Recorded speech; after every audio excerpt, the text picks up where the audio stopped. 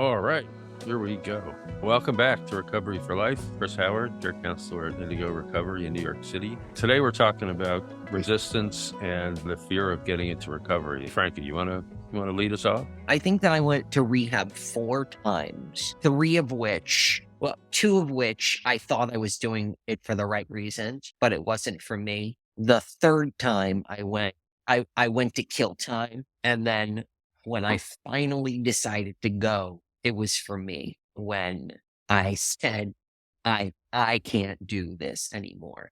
But I think the first 2 times that I went, I felt like almost like everyone will leave me alone if I just go do this. You'll pacify everyone.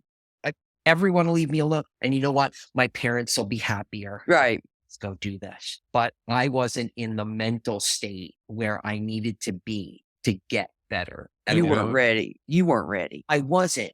And you know what? Before I even said, all right, I'll go, I was terrified to change my rhythm and change my routine. Like at that time, I was having some acting jobs that were being offered to me. And my thought was, how am I going to get those when I'm in Nashville, Tennessee? I can't do it. I can't take this gig. How am I going to get it when I'm in Nashville? So it was even hurting your financial status. And my possible Career. Yeah.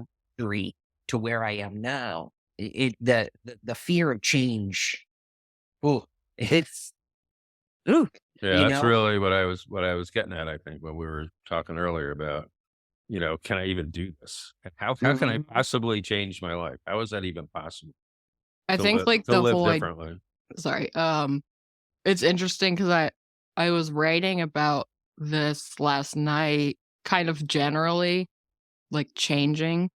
I looked up the word. I was just like, for context, I was working on helping someone with a website, and they're trying to create like a mission statement manifesto thing. And one of the things I wrote about was about the fact that like I wrote down about thoughts being like constant flows of thoughts, and like being in a process in constant flow, and like not really stopping and thinking about what you have to do. That is the definition of like being in flux, which means constantly changing. If something is in a state of flux, it is constantly changing. And then like that, this all goes to say that like I've been trying to kind of act like an amoeba, like this sounds really vague right now, but like Frankie brought up the points of like the fear of change, like fear of changing your rhythm and routine. And I know that a lot of points in my addiction and in my life, I have been afraid of just like, for lack of better terms, going with a certain flow and just like making snap decisions, or like making a decision at all to better myself, because it really is a decision. Like, so I guess what I'm trying to say is, like, I'm trying to realize when I get in these modes where I'm like just kind of being, I guess, like an amoeba, like constantly moving around.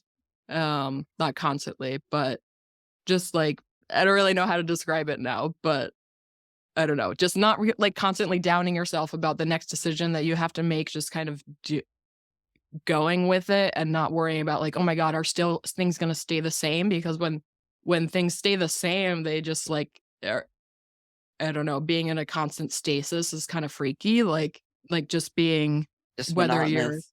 yeah, like whether you're just again like depressed in bed, like Yep. like this past week I was feeling a little depressed, and then I started just like, I don't know, it came out of nowhere, like this, not nowhere, but it came out of me being in it like such a constant stasis that I was like, okay, I need to just get up, sit at my desk and start writing or something, and then like it'll turn into something else. But that I can had go to do that. Same yeah. thing.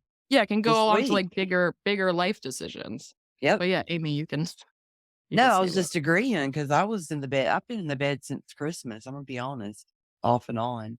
Just get up when I have to, and I just had to tell myself, "Look, snap out of it. You can't fall in this rut. You got to get up, get out of it." And my sister, speaking of change, her and her husband are addicts, and he makes quite a bit of money, and that like triple of what our house brings in, and they have nothing because of addiction, and they're afraid of change. So if anybody out there feels like that, write us a line. We'll respond and subscribe if you like this, what you're hearing. That's interesting that they're in a high percentile, right? And they make a good amount of money, and there's nothing, right? Nothing. Yeah, Nothing. their power's getting turned off. No food. Nothing. And I'm talking about big money. Right. Good money. And I'm just like, I want to shake her. Like, what? I've made 6 figures for a number of years, and there was a number of years where I was months behind on everything, and you get this paycheck, and they're coming weekly. Yep. And that's how they get paid. And they're coming weekly. And there were times when, I'd claim much less, and there would be a year where I was just making tons of money just so I knew that I could pay for my stuff on Friday, have enough money Saturday and Sunday, definitely be able to get some food for a couple of those days.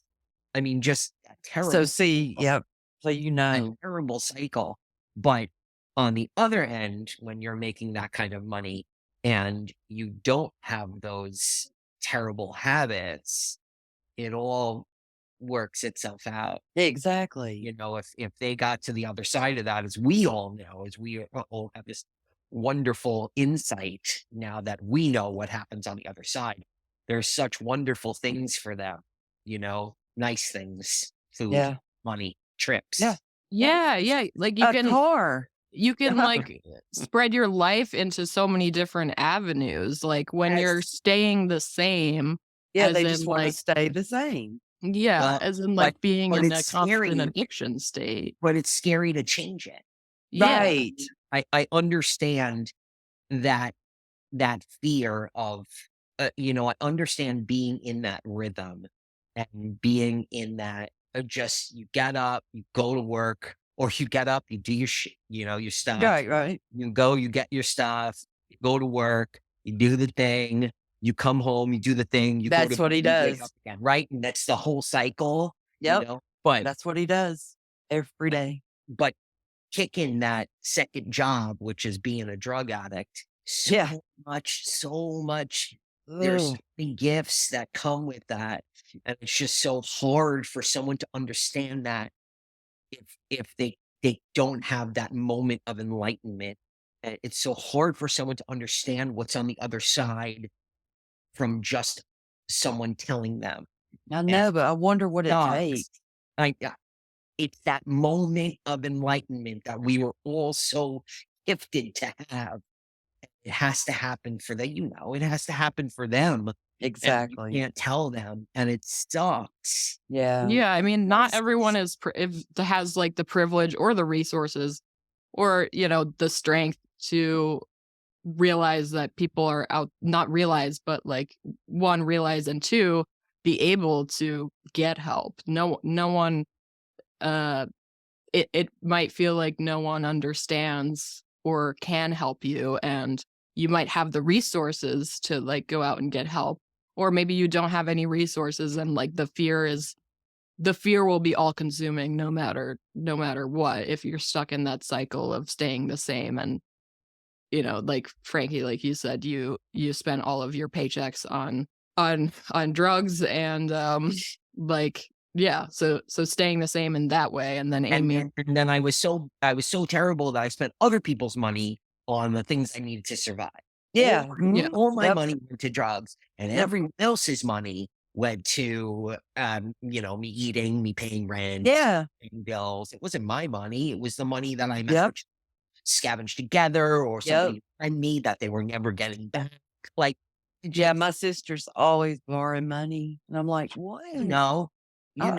And it is tough love the way to go. I know. It is tough love the way to go. Is you don't want to enable them, but no, and you don't want to see them Indeed. It's the Right. direction that you're in too. But it's got to the point where her nose is eaten out. It's just a big hole in it. Yeah, there's a hole. She can feel it, stick her finger through it, everything. Drug of And choice. Coke. And she's had a heart attack. Well, you know, Chris, Right. it's Yeah. past We talked summer. about it, right. And they thought she was having another heart attack just a month ago. And it's like, I mean, is she going to have to die before? I don't know. Let's hope not, right? I mean, Ah, God. I mean, But every like, time I bring it up, she's like, I don't want to talk about it. I just don't want to talk about it. she's not ready then.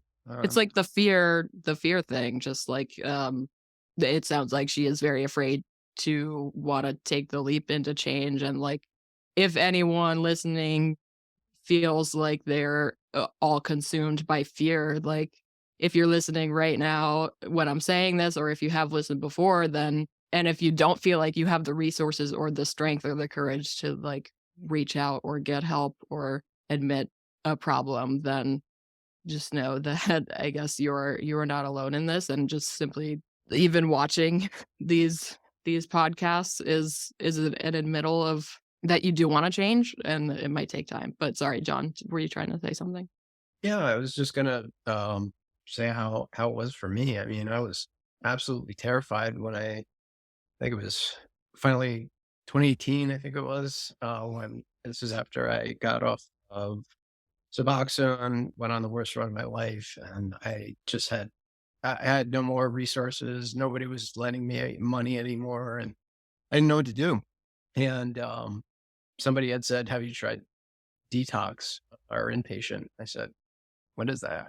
I had never heard of it. It was an ignorance issue on my behalf, but committing to that, it was super scary. I was like, well, I don't really have a choice, so I'll do it. So I did it, but like kind of like haphazardly did it, and I wasn't really sure what I was getting into and how I would navigate that, like with work, taking out FMLA, and will I continue to get paid? Like, how am I going to sustain myself while I'm in treatment? And I think it took and I was also scared of like losing my house, my car, my job, all these materialistic things. You know, it was about, I think it was the fourth or fifth detox. They were like, you need to do something different. And they were trying to suggest that I do the 30-day inpatient treatment. And I did it. They helped me with all the paperwork, and I mean, you even went to Mexico and everything. Yeah, help. I did. So, you know, after I did the rehab, they tried to get me on Vivitrol at the time. This was in 2018. I left rehab feeling sick still. So I was like, this is not, I relapsed right away. Somebody from that I got close with that lived a town over from me that was going to rehab with me at the time. Sorry, you were still sick after 30 days? I was still sick. Yeah. I still didn't feel right. So I left rehab after 37, 38 days, whatever it was, still not feeling right. I relapsed, and somebody reached out to me. I was like, hey, you should try this experimental treatment down in Mexico. I was like, all right, it's worth a shot. This didn't work. I did that, but I didn't have a support system when I came back. So I relapsed again. And that means a lot. Yeah, the support system means we know. Yeah. So it wasn't until December of 2018, December 28th, I was driving home after I copped. I just fell out while I was driving, totaled my car, ended up in the ICU, got out January 1st, 2019, found a couple of bags of dope in my pocket. And when I got home and OD'd again, to the point where they were going to pronounce me dead. So it was at that point I had realized that, you know. And some people, it takes to like almost death. Yeah, it does. But like what I was scared of, or what I was afraid of was losing all these materialistic things like my job and my house.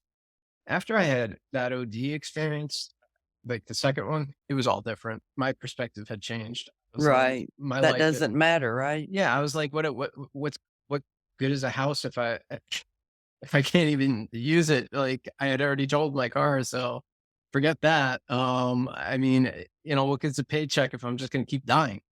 So like I got rid of everything materialistic in my life, and I went back to rehab. This time they had Sublocade available, and I said, sign me up. I just did everything that professionals told me to do. And when I got out, I did things differently. I went to a sober house. I started recovery coaching, all sorts of things, going to meetings, groups, and then I moved out to Brooklyn, and with my now wife, and transferred my services to Indigo Recovery and the Town Health and Wellness, and branched out even further, and established that sober network. But what was really hard was like separating myself from my materialistic life. Like, I think at the end of the day, my life is more important than a home, a car, or a paycheck. So I don't know, that's what led me to where I am today, but it doesn't have to go that way. And if you're, I don't know, to our viewers, I mean, if you're in a position where you think, what is my job going to think? Am I going to lose it? This and that. At the end of the day, I mean, you have to really say to yourself, is it worth it? Right? Like, is it worth losing my life over? I mean, that's the question I had to ask myself. Right there. Boom. So anyway, if you like Your what you heard, story's drop a pretty like. powerful, man. Your Yeah. story's pretty powerful, man. It really is. It really is a pretty powerful story. And for anyone who's listening, I know John and everyone will tell you, it is not easy to do, but it becomes easier. It is not easy, and it sure as hell don't feel good, but it gets better, and it's more rewarding than you could ever imagine. It's And so worth it. it's worth it. It really is worth it, because the is. outcome isn't. It was worth it to me. It's worth it to me now. Now that I have all these great things in my life, right? Like, I got married, something I never thought I'd be able to do, right? Hopefully I'm going to start family soon. We're looking to buy a home. I mean, like moving on with my life, like these are all good things. I finally found it, at the time of, I quit the job. I found a better job. Now I have a better job. Like all these things now I have in my life that are very valuable to me. I don't want to lose them. I don't want to regress into active addiction again. And I don't want to die. So like, for me, it's just staying present, staying in the moment, using my support system, and being okay with uncomfortability. I mean, at the end of the day, that's what it really comes down to. Like, because it's super uncomfortable going through all that. It's not easy. It's scary. How sick am I going to get? Like who's going to be there? Are people going to judge me? And, I think for me, I just needed to focus on myself and getting myself better.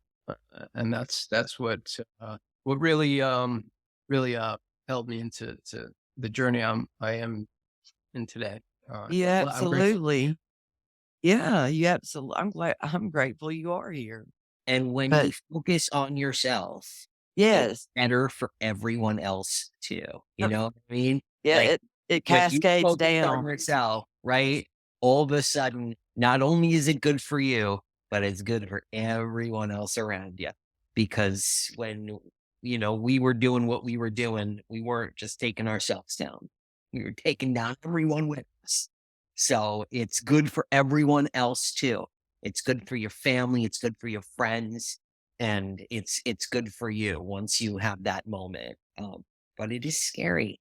Yeah, I feel like so it can right. be scary even if like you aren't like John, your story is incredibly moving, and like I am so proud that you just made it. That's like the simple terms. You made it and you made things happen. But like you said, not everyone's journey or story is the same. And like, I think like, no, I haven't been close to death. I don't know what that is like at all, but I have felt like I am dead. Like I have felt like a dead person, like not living my life as like, Yep. like figuratively speaking, like I In don't the feel bed. alive. Uh, Yeah. you know, Not even that, but like just using in general and like being in that cycle, like Frankie said, and like constantly weren't like just like in Where like yeah, that is where are you not gonna get life. the next? Like, yeah, that's not Yeah, life. That is not living. That is like living for to die. Like even and it will absolutely. kill you. Like it will kill you eventually, even Especially if it's nowadays. like if it's like a if it's an emotional death, like if it's a death of your mind, and especially there are different ways of feeling like everything is falling apart and like there's nowhere left to go, but the end is ultimately like death, just straight up death. So I know that Well, sounds very harsh, but like yeah, it's the reality of it the is. situation. We have a deadly disease. It is the reality. Yes. Yeah, that is the Yes. reality. And I wanted to touch on a couple things because there are things we kind of glossed over that are really important. One of which you were just talking about, Audrey, which is that there's all different bottoms, right? I mean, there's all different ways of getting to that place. Like they say in recovery, we're all on the elevator going down, and we get off at different floors, right? It depends where we get off. And some people go all the way to the basement. Some get off. So Some get sorry, off in the Chris. lobby.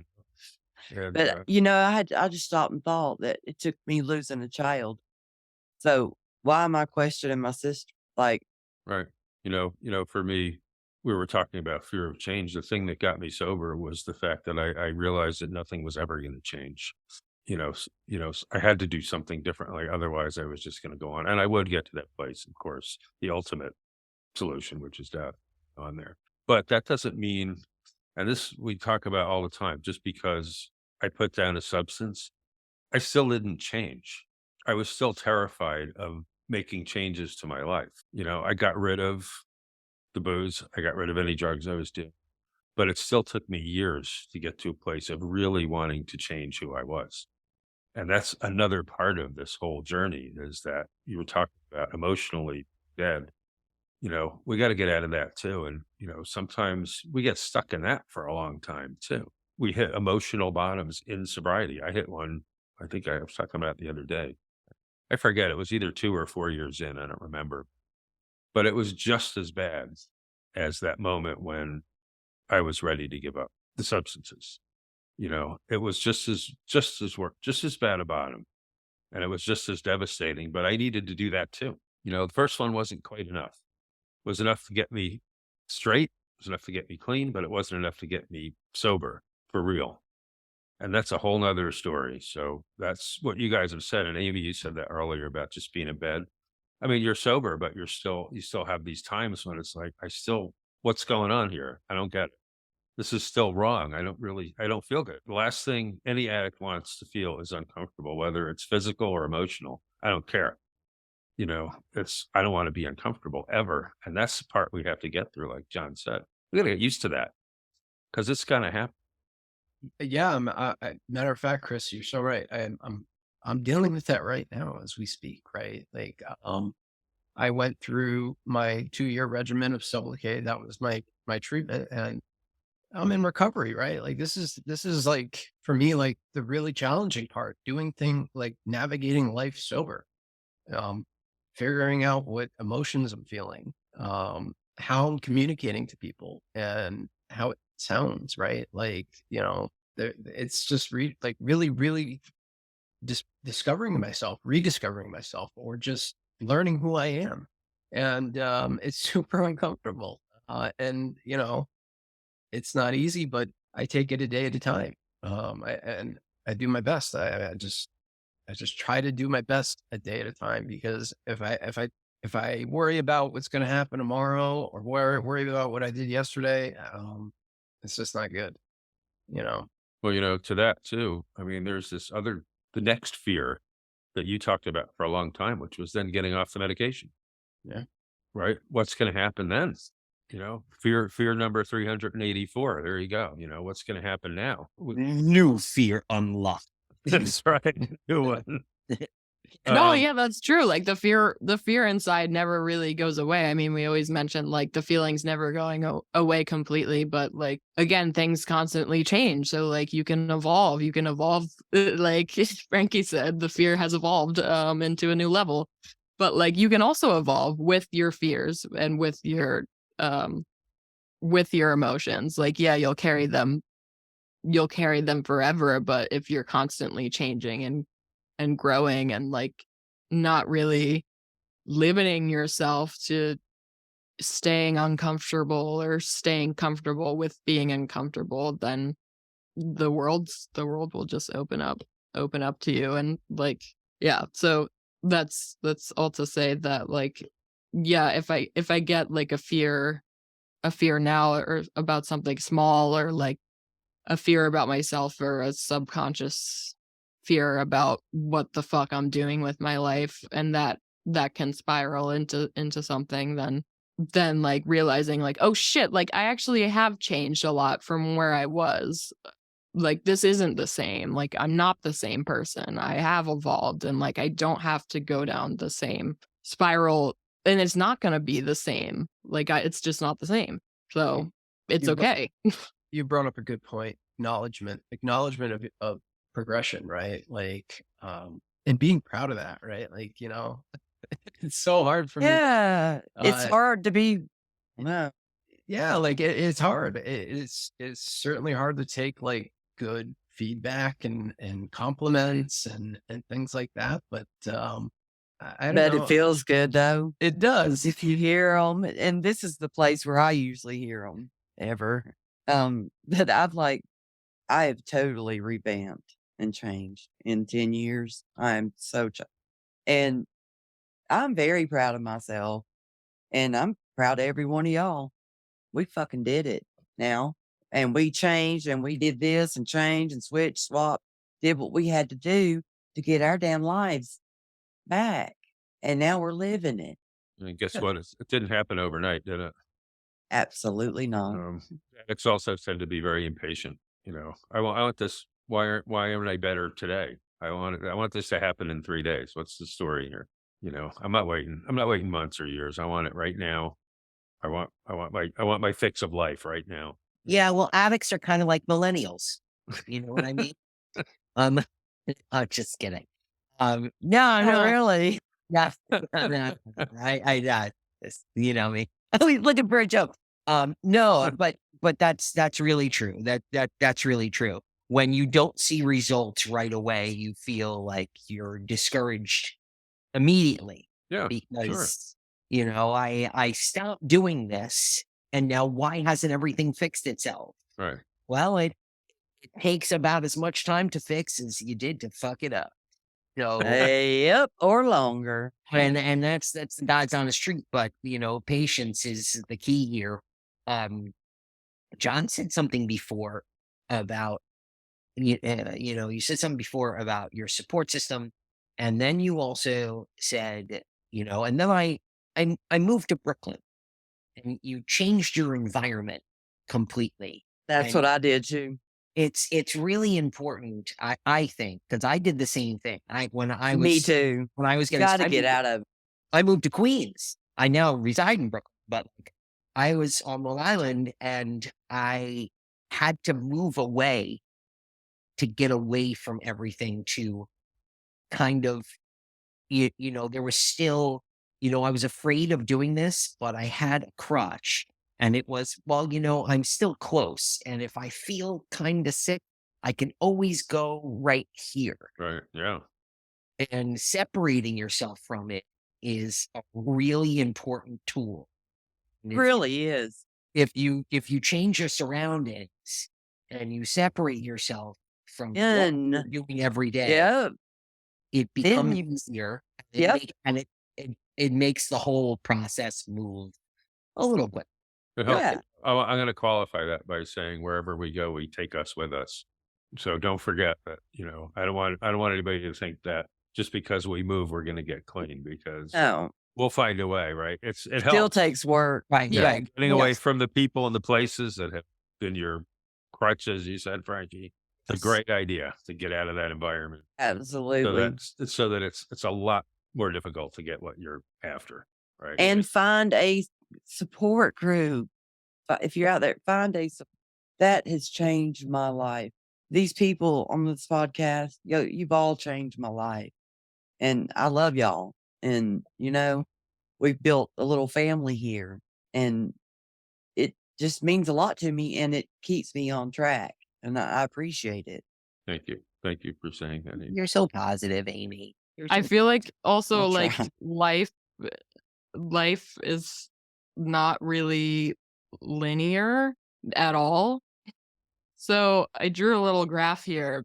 Here's rock bottom, okay? That's rock bottom. It's not going to go like that. You're not just going to keep like that's sobriety right here, or like sobriety can be here or it can be here.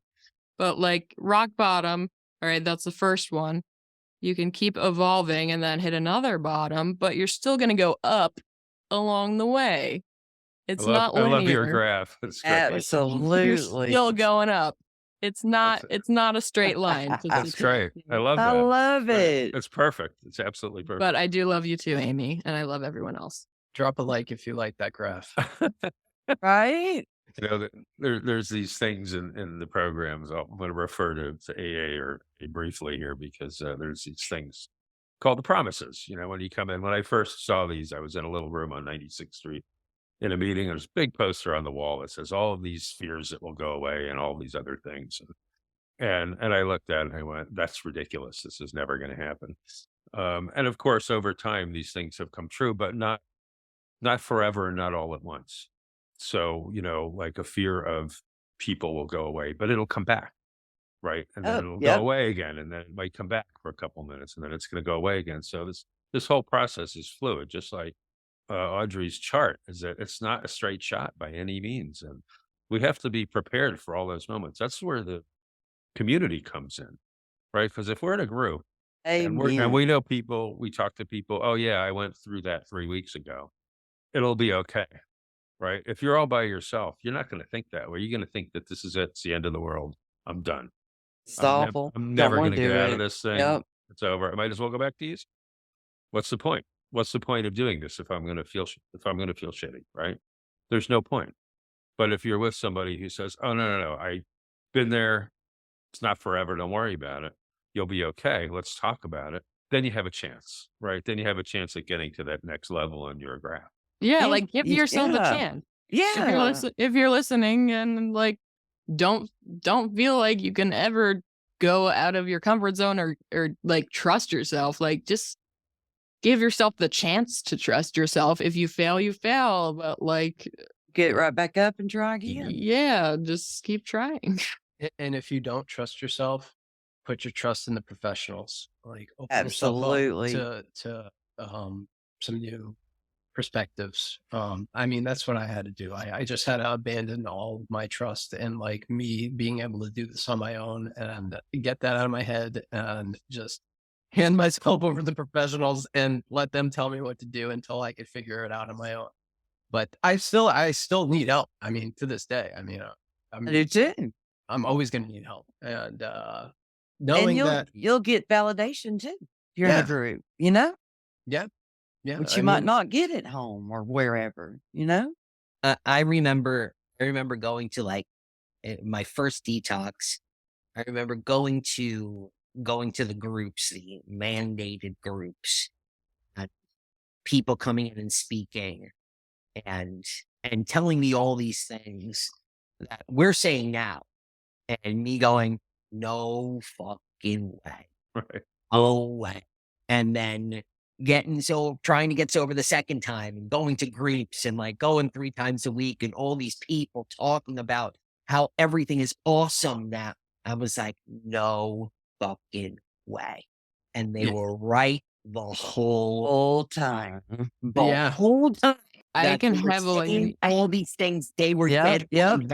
Yep. I can If I heavily feel- relate to that. Like feeling like just not being able to take happiness and like love and anything positive seriously, like Mhm. like being so afraid of my own emotions that like I couldn't even admit that like I had an ounce of happiness or hope or faith in me. Like seeing other people so happy and like just I don't know whether they're talking about recovery or in a meeting. Like yes, I did not like going to church basement AA meetings, but the people there, it's not like they were idiots. Like I kind of dismissed what everyone was saying. Like not taking it seriously, or just like the fact that I could not take my own self and my own emotions as reality, or like the fact that I couldn't accept myself really skewed my views on others, and just didn't let me expand my views really. So it's not just a bit about expanding your views though. It's more It's about about open your accept. mind. Yeah. Open your mind. Yeah. That. I don't know. Kind of. I always thought it was like an insurmountable task to get clean. Oh, And, yeah. Here I am today, 2 years, Look back and 7 you're months like, sober. Yeah. And I look back on why it didn't and, I do this sooner? well, I wouldn't take back anything that Right. I've been through. It's made me the person I am today, and it's given me the strength Right. that I have today. But that being said, I mean, I think it's important to just acknowledge that sobriety doesn't look the same for everybody. But if you are sober, I don't know, for me, I have I feel like I have this liberating feeling where I can make a conscious decision and feel confident about it. But Right. that comes with time, right? Yep. And this goes back to taking care of yourself. There's being selfish in a good way, right? Like taking care of yourself, making sure you're eating, sleeping.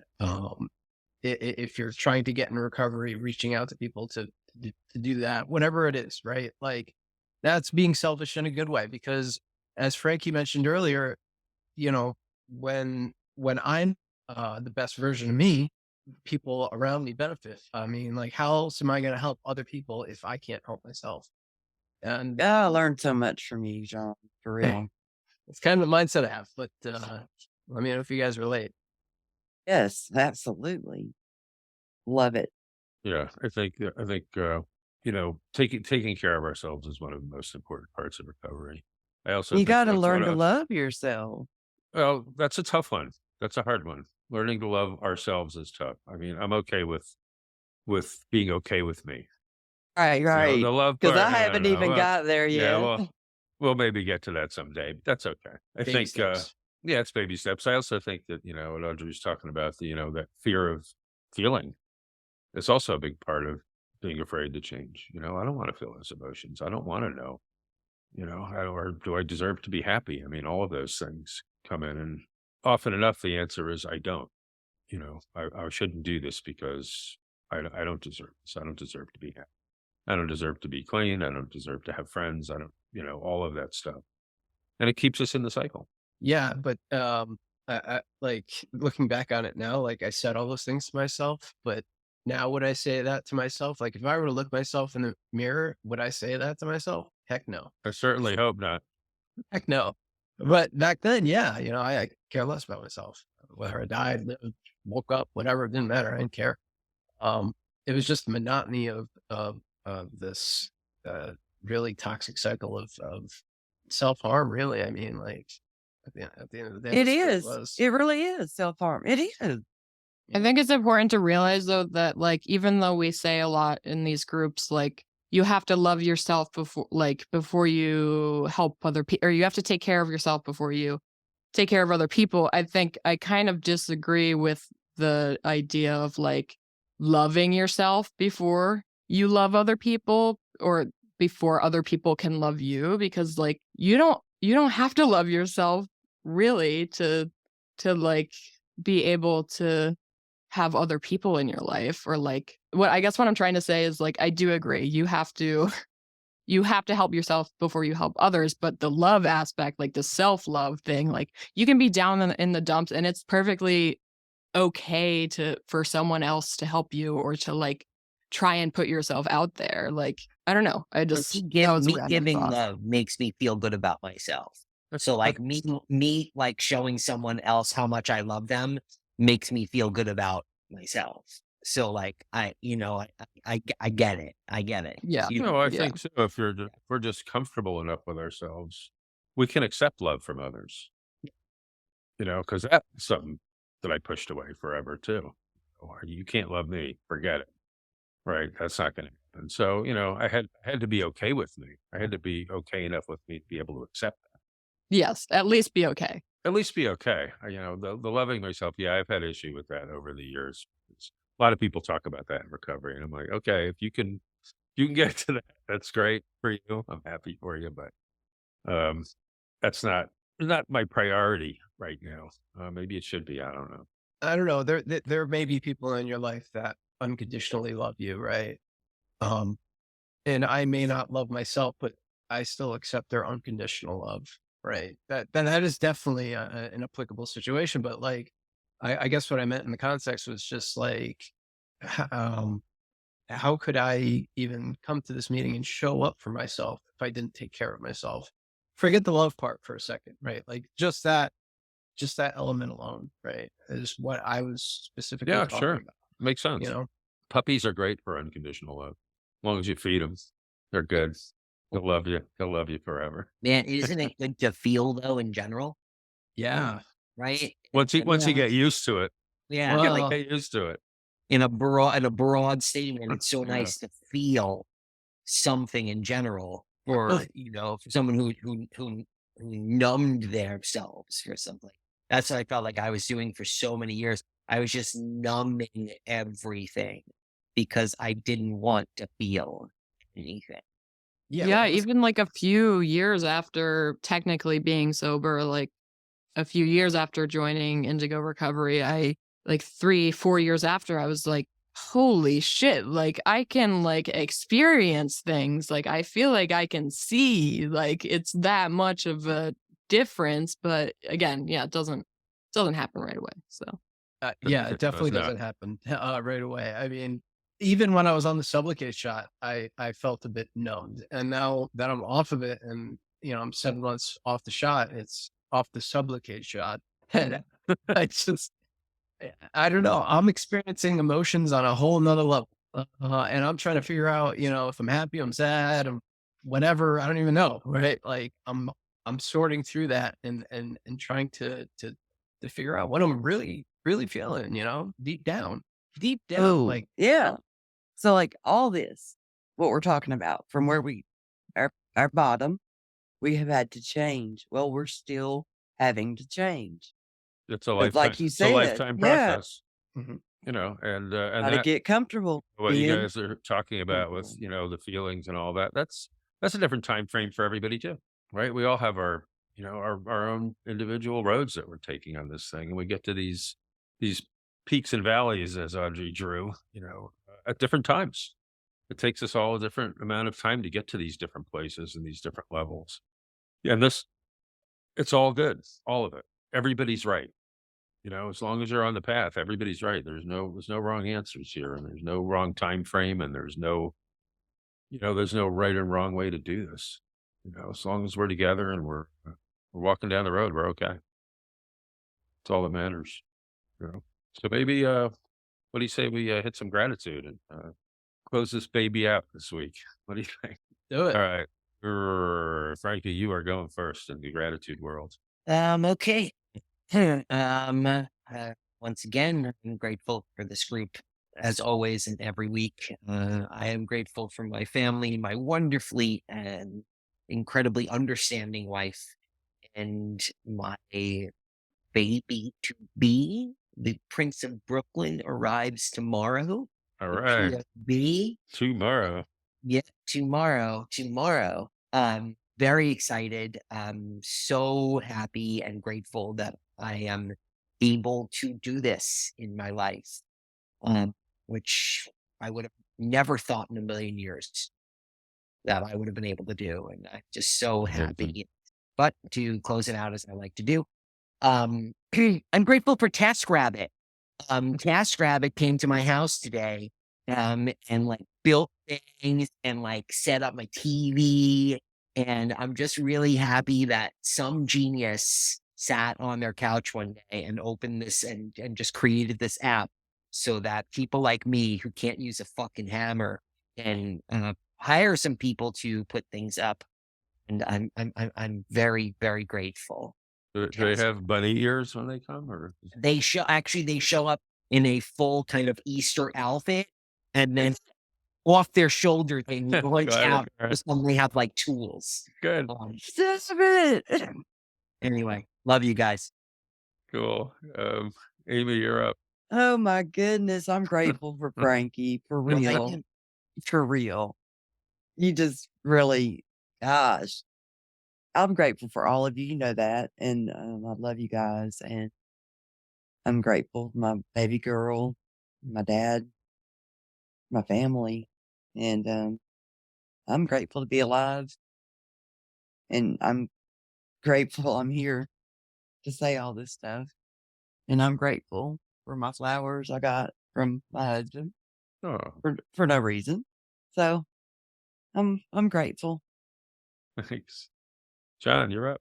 Yeah, I'm also grateful for Chas Rabbit. They came and assembled some IKEA furniture for me, and I had no idea how they did it, but anyway, grateful for that. I'm grateful for my family, my loving, supportive. They did not show up in bunny ears, by the way.